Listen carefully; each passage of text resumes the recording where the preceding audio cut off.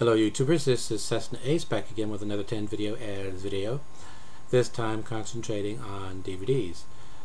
Now for quite some time I've been hearing my wife go on and on about a documentary concerning Disney, and so when I saw it at Disney World I picked it up.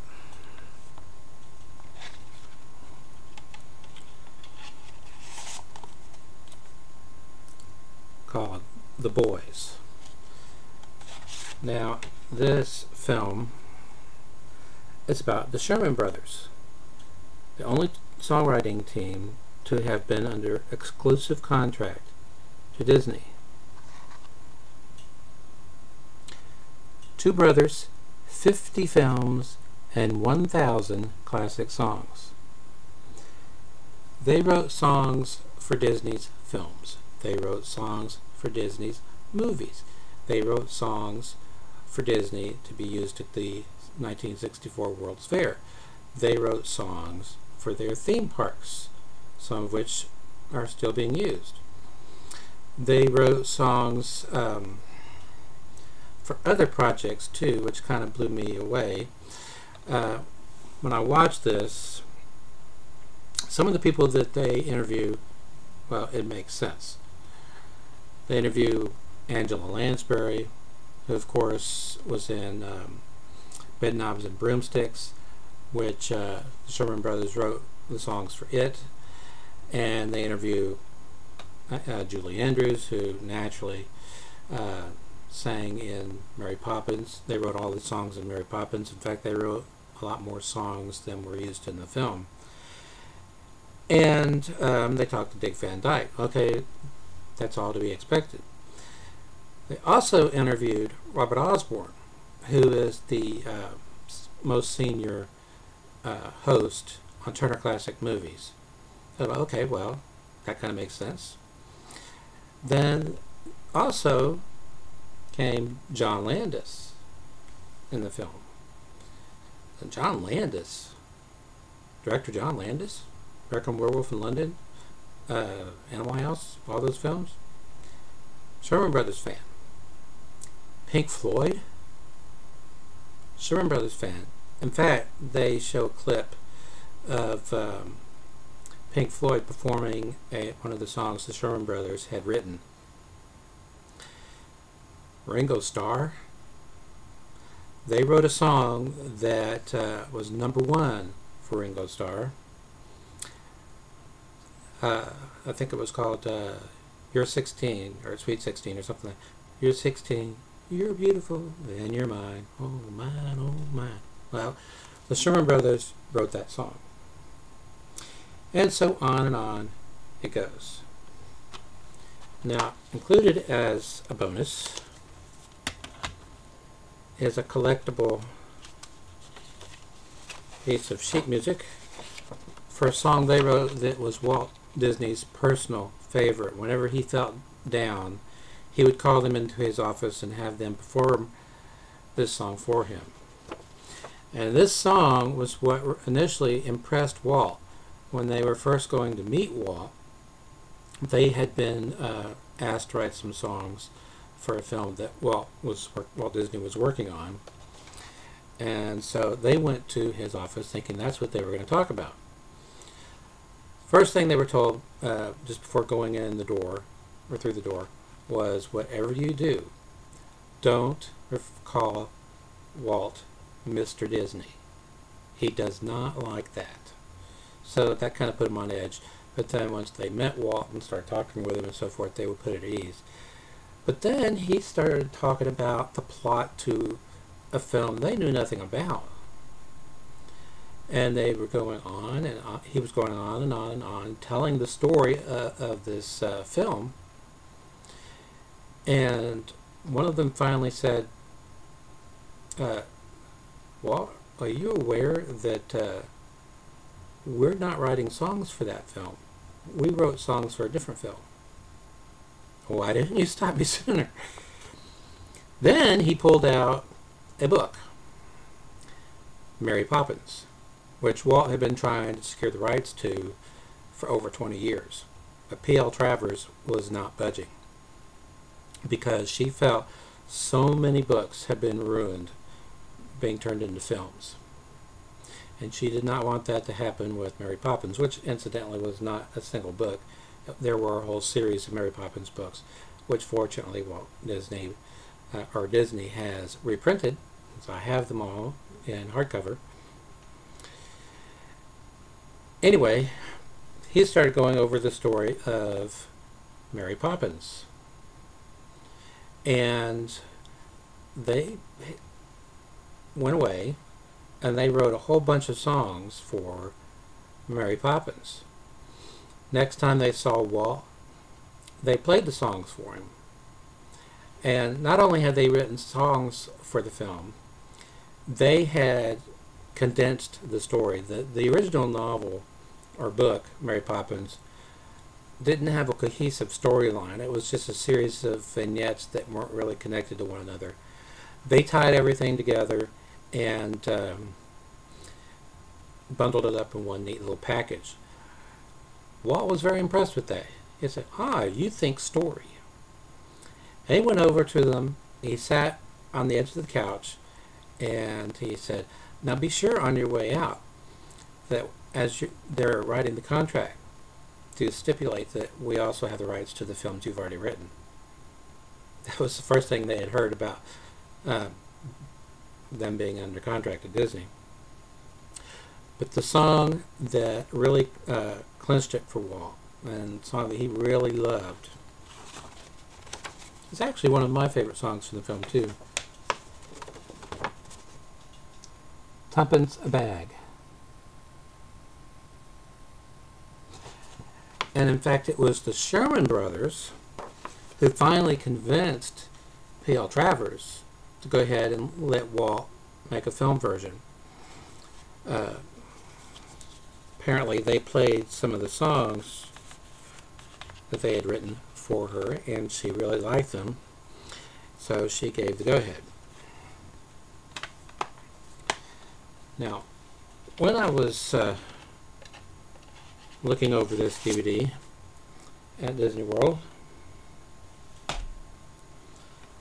I came across a 2 CD set.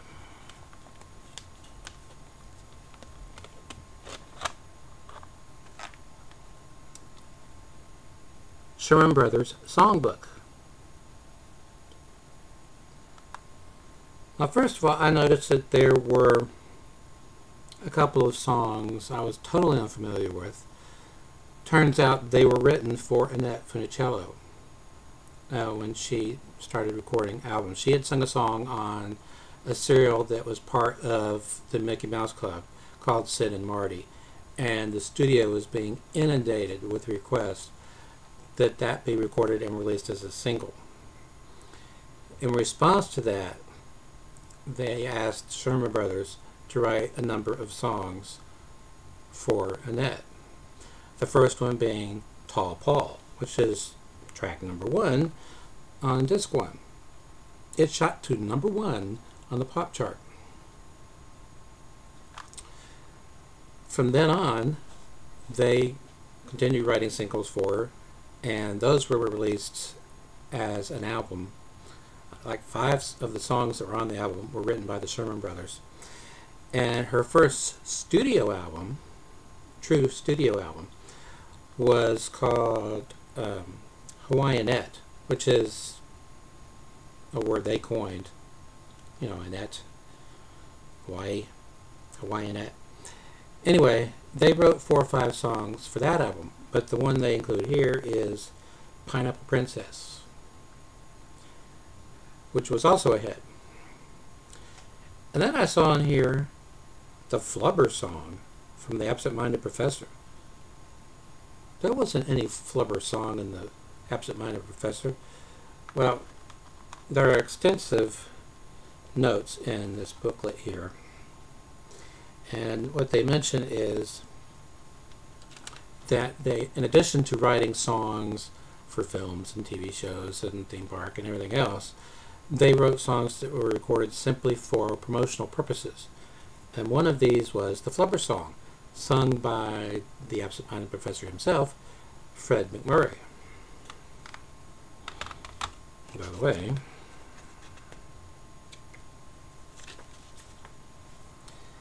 There is Annette Funicello singing into a microphone. Now they don't go over this territory in this booklet, but I've got several books on Disney, Walt Disney, and there's a story in one of them about how Annette Funicello came to Walt, and she didn't know what to do because people at the studio had been pressuring her to change her name because it was too ethnic sounding. And Walt said, no, keep your real name. That's your heritage.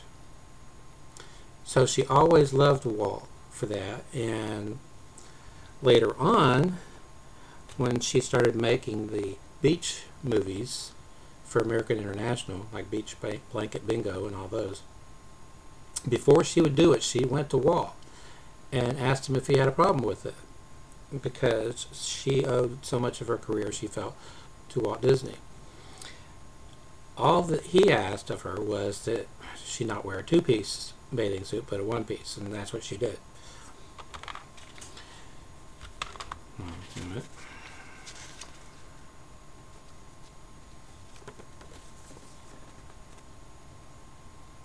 Here's Annette flanked by the Sherman Brothers.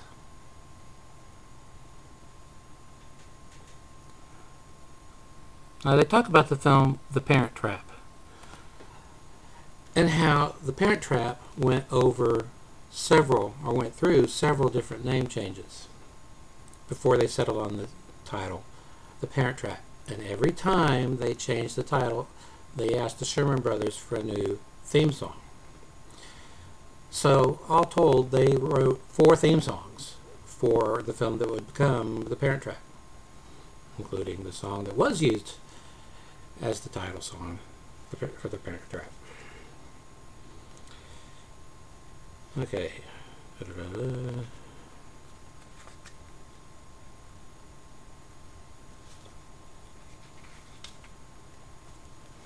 course, you've seen that already.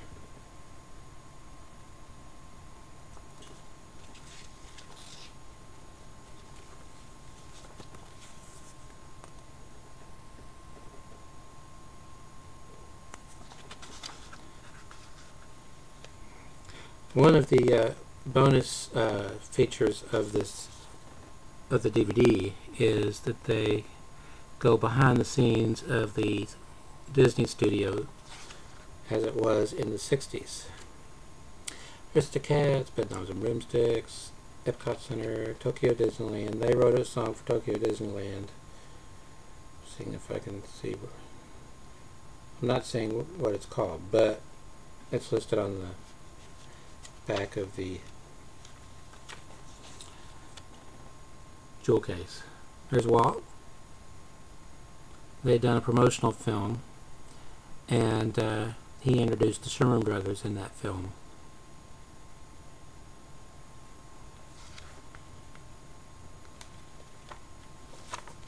And a list of all the tracks of the 2 CDs. Now, fortunately, this 2-disc set includes one of my all-time favorite theme park songs, and I was really bummed when they pulled it. There was a pavilion at Epcot that was sponsored by Kodak, and the Sherman Brothers wrote a song for that pavilion, and to that song Disney had put together a whole slew of photographs submitted by actual theme park goers. Kids smiling, humorous things, poignant shots, so forth. And every time they ran that in the line, as just before you went into the theater, and or the ride, and every time people applauded when it ended. I didn't much care for the song that they used after that, but as it turned out, that was written by the Sherman Brothers also. Let's see if I can find that real fast.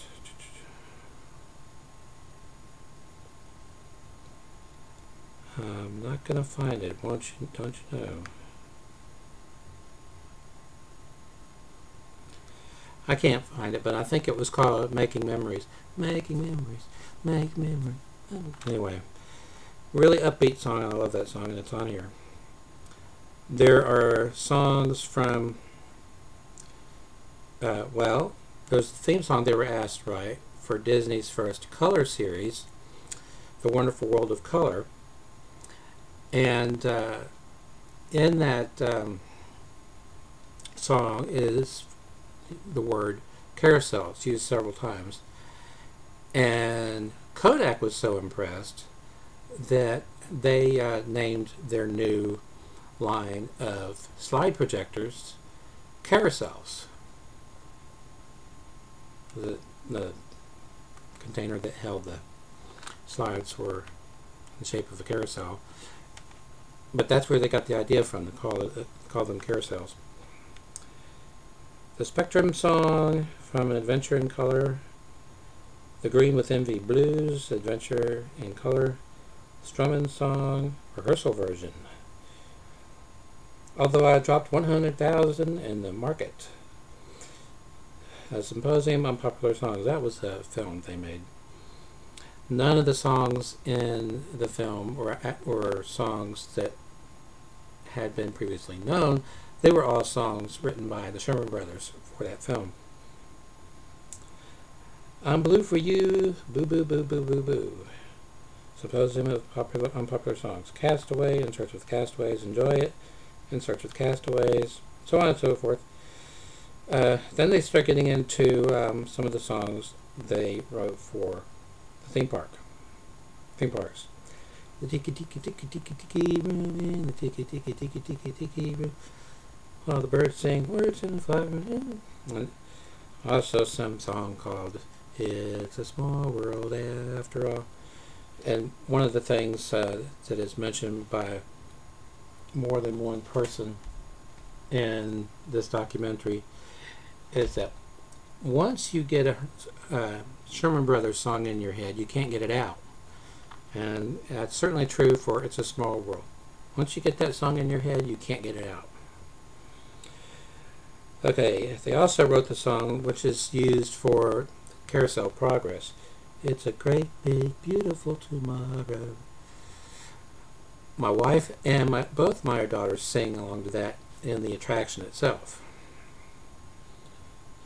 So, okay, some songs from Mary Poppins, A Spoonful of Sugar, Chim Chim Cheree, which is the song that won the Academy Award for Best Original Song that year. Although I personally think that Feed the Birds should have won. But anyway, Feed the Birds is the next one on here. Which in parentheses has Tuppence a Bag.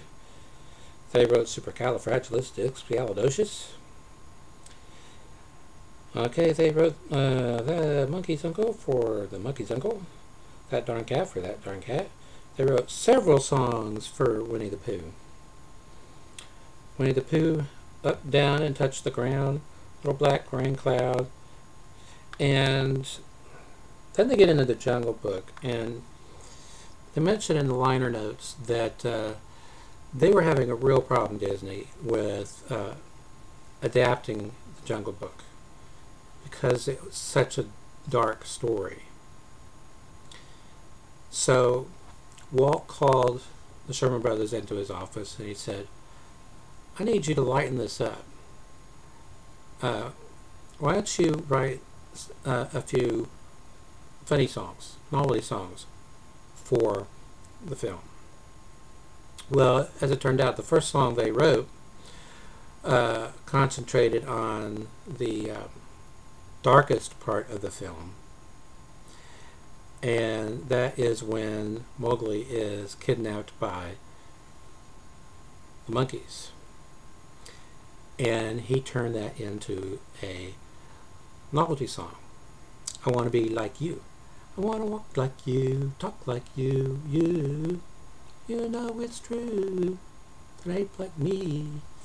Well, anyway, they were fans of jazz, and they went to Vegas or something, and they met with jazz musicians that they admired, and they played that song for them. And one of the guys said, "You're trying to make a monkey out of me, aren't you?" He said, "Yeah." It was also the Sherman Brothers who had the idea initially to cast Julie Andrews in Mary Poppins. They had seen her do the stage version of My Fair Lady, and she was one of the actresses up for the film version.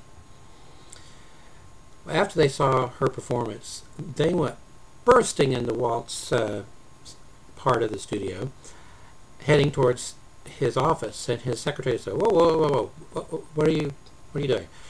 We're going to see Walt. We have to see Walt." And she said, "Well, first of all, Walt's not here. What do you need to see him for?" "Well, we have the perfect actress in mind to play Mary Poppins." Mary Poppins was a major deal at Disney at that time. Everyone connected with it, was in love with the project, and they put their all into it. Well, anyway, she said, "Well, that's not the way to go about it." Bursting into the office, "We know the perfect actress for this part." They had sent complimentary tickets to the stage version of My Fair Lady to Walt. He went, and he had a lot of clout by then.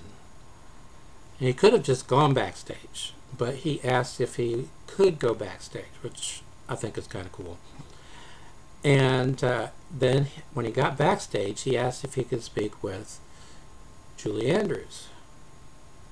She was in there with her then husband. I said, "Sure." He went in there and talked to her about playing Mary Poppins, and she said, "Oh, I would love to, but I'm up for the film part, or for the film version of My Fair Lady." And both Mary Poppins and My Fair Lady were going to be filming at the same time. Well, as it turned out, she didn't get My Fair Lady because Warner Brothers wanted to go with a more established film star. Julie Andrews was known on stage, but not in films, so she didn't get the part. She immediately called Walt. Walt immediately, he didn't care that that was her second choice was Mary Poppins. After she didn't get My Fair Lady, she immediately called Walt. Walt immediately said, "I'm going to sign you up." And P.L. Travers loved Julie Andrews, so that worked out. Okay. "Trust in Me" from the Jungle Book, "My Own Hometown," or "My Own Home" from the Jungle Book. That's the last song in the film when Mowgli sees the little girl. And the Sherman Brothers actually were trying to come up with a way to motivation for Mowgli to return to the man village. That hadn't been figured out yet. They came up with the idea of him seeing a girl his age and becoming smitten with her, and she entices him to go into the man village. They ran into an illustrator at Disney, and as they were describing the song "My Own Home," he started to get a smile on his face. He called him to his office, and all over the walls were drawings depicting this little girl at the edge of the man village, getting water, Mowgli seeing her and becoming smitten. They had both, the Sherman Brothers and the illustrator, come up with the same idea at the same time and had developed it. Okay, on and on and on and on and on and on. More and more and more Winnie the Pooh. A lot of Winnie the Pooh. Then what really freaked me out was they wrote songs for Chitty Chitty Bang Bang? Well, the guy that had bought the rights to all of the Ian Fleming James Bond films, when he did that, he inadvertently, unknowingly bought the rights to the only children's book that Ian Fleming had ever written, Chitty Chitty Bang Bang. And so he called Disney to see if Disney wanted to collaborate with him to make a movie. Walt politely said no, but he was impressed enough with the project that a lot of people that worked at Disney wound up working on Mary Poppins. I mean, not Mary Poppins.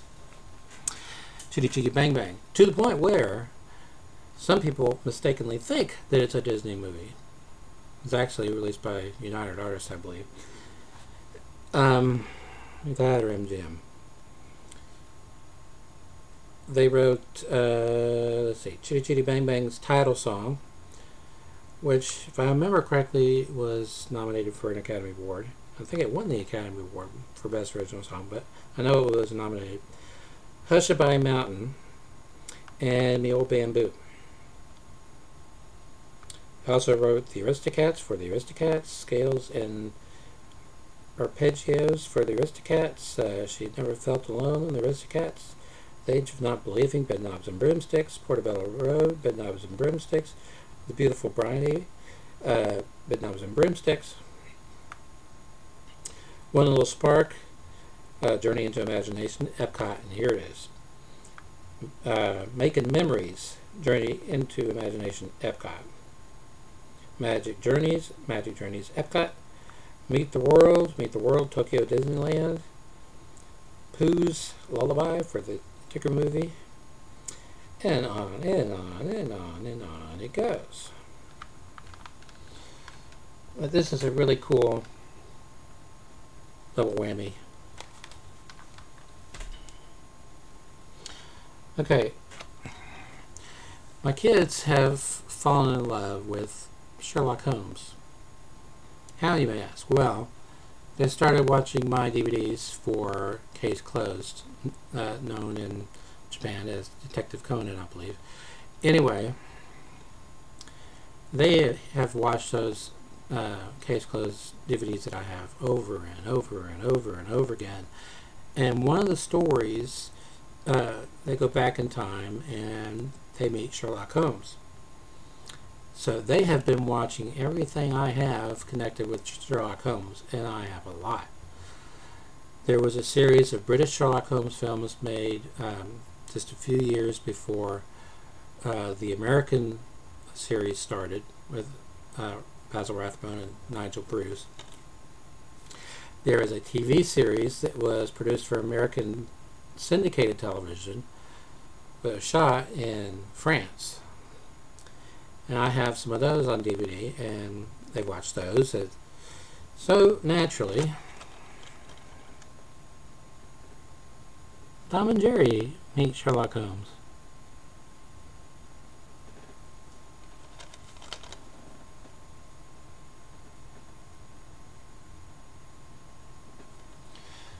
This video is going way longer than I thought it would. The rest of these DVDs all came from Sinister Cinema. 1,000 Years From Now, which I believe is also known as Captive Women.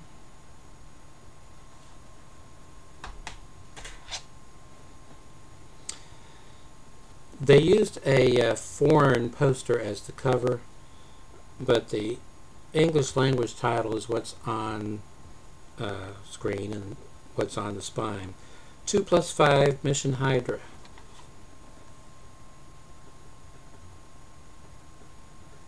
I can't remember now whether this was a French film or Italian film or whether it was some kind of co-production.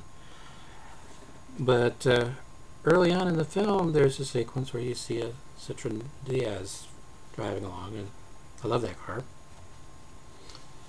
So every time I see it in a film, it immediately gets my attention. This is one of the many sword and sandal epics that the Sinister Cinema carries, called The Three Avengers, and this is more like, the way it's dubbed in the English anyway, sword and sandal genre meets The Three Stooges. It's dubbed really goofy. 16 Fathoms Deep.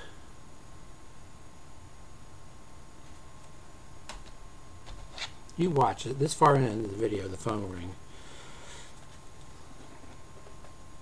23.5 hours leave.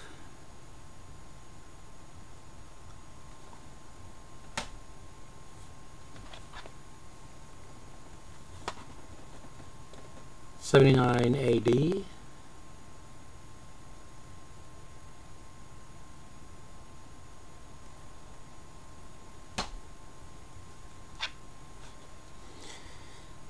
I love Terry Thomas.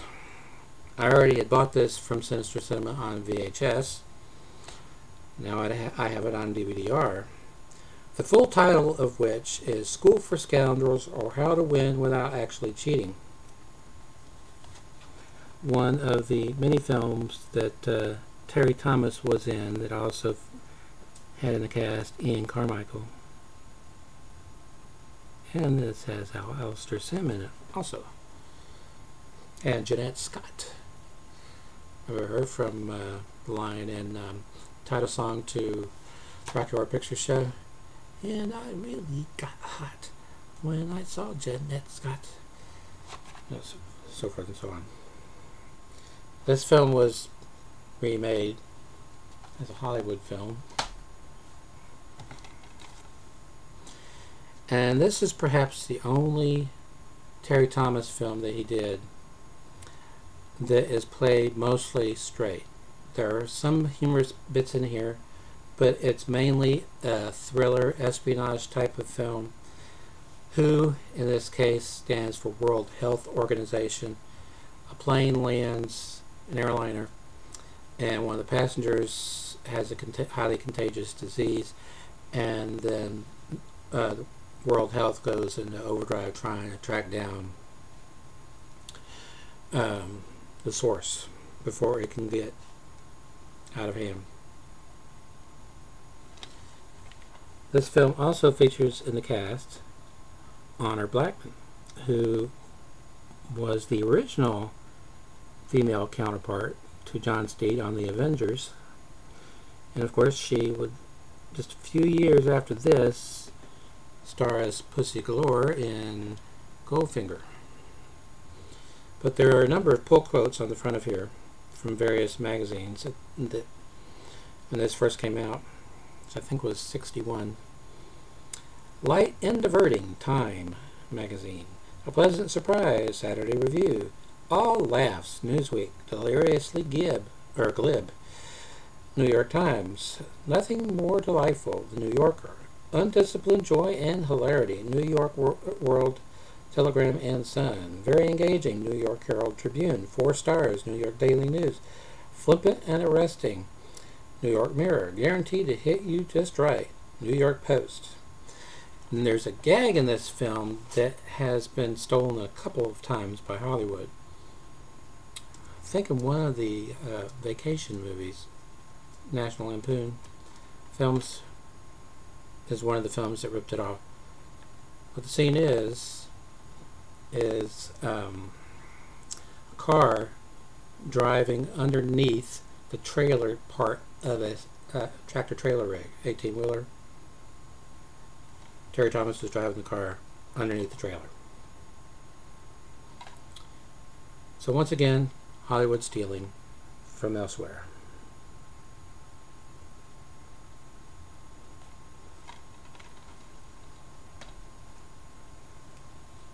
Oh, also in a bit part in this film was an actor who was Terry Thomas's cousin, second cousin, I think, Richard Briers, who would later go on to play Tom Good on the British sitcom The Good Life, which was renamed Good Neighbors for the U.S. because there had been, just prior to that show being shown in the U.S., an American sitcom called The Good Life, which had tanked after about 3 episodes, and they didn't want the two series to be confused, so they renamed it Good Neighbors for the U.S. Okay, well, I've got you here this long. Might as well show you some film magazines that I've picked up recently. This is a British production, very good one too. Cinema Retro. The articles in here are lengthy and very in-depth with a ton of photos, so I highly recommend this publication.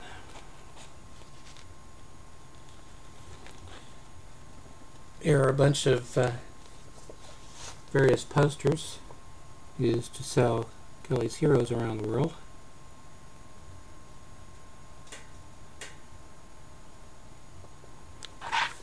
Boy, there's that. Try to come in under 40 minutes.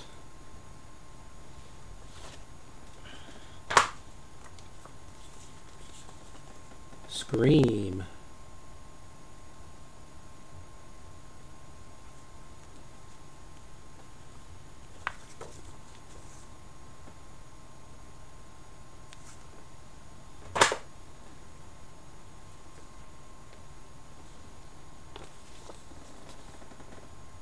Star Trek.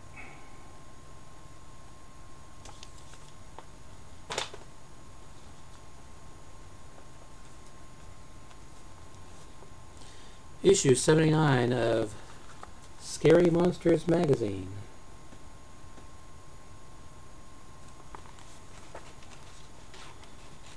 All the pictures in this magazine are in black and white, but what the hey.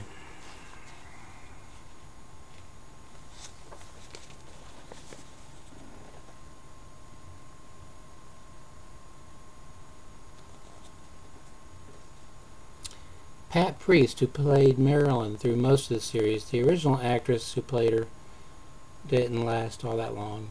She was replaced with Pat Priest. And I actually got to meet Pat Priest when she did an interview for a television station I was working for at the time. So I and about 2 others spent about 30 minutes talking to her, which she really didn't need to do, but really nice person. Technically, that was against station policy for us to be doing that, but we didn't listen.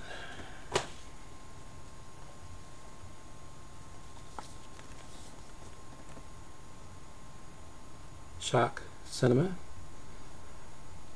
On the back, a reproduction of the body card for one of the most infamous films that made up the Video Nasties list of banned horror films in England in the early 80s. I Spit on Your Grave. And in fact, the first television station I was working for, I remember when the commercial came in on 16mm film for I Spit on Your Grave. The program director wanted me to load the commercial onto one of the projectors, and he wanted to screen it. And he screened it. He said, "We're not running that."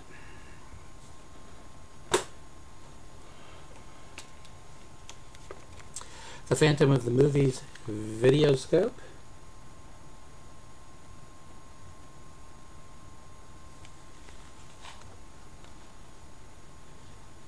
There are a couple of reviews in here from videos from Video Search of Miami, and I believe Video Search of Miami has gone under because nobody responds to any questions on their Facebook page, and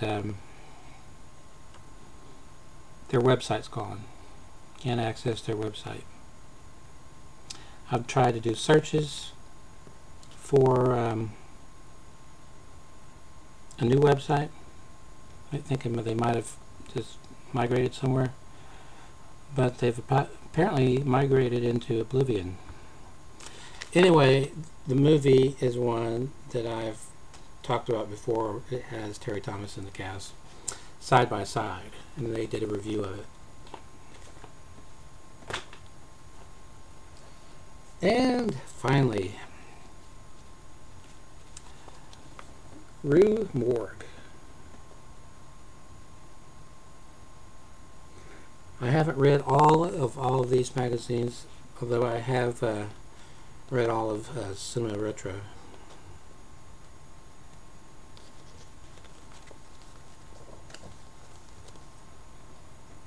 This is the perfect time to remind those of you out there about a